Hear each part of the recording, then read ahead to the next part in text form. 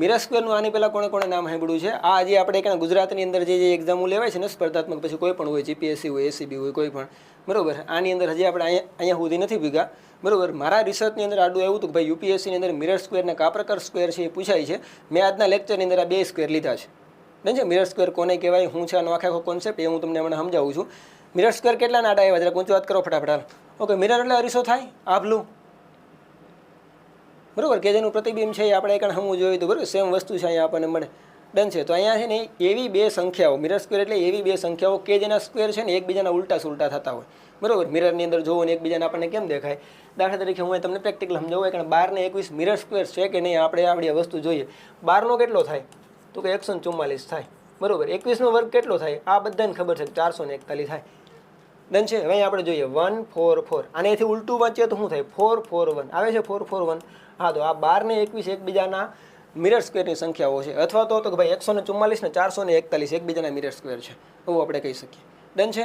અહીંયા આપણે 13 ને 31 નો લઈએ, ભાઈ 13 નો કેટલો થાય તો ભાઈ 169, આખા ગામને ખબર છે. 31 નો કેટલો થાય તો કે 961. આપણે 3 અંકની સૌથી મોટી પૂર્ણ વર્ગ સંખ્યા છે 961, યાદ રાખજો, કદાચ ક્યાંય આવી જાય આડું, બરાબર છે. જોવો જ ને 961 હાવડિયા મિરર સ્ક્વેર છે.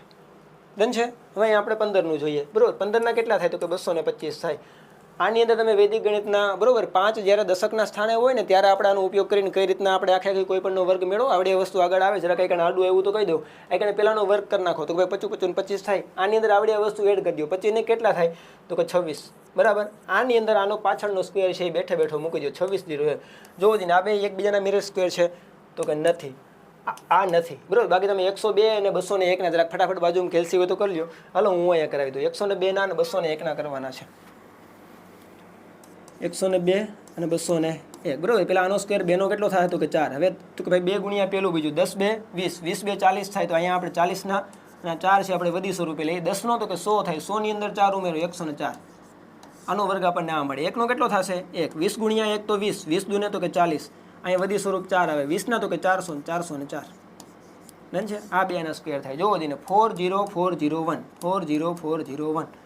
હા ભાઈ આ બે એકબીજાના મિરર સ્ક્વેર છે, બરોબર. તો 15 અને 51 છે એકબીજાના મિરર સ્ક્વેર નથી, બરોબર.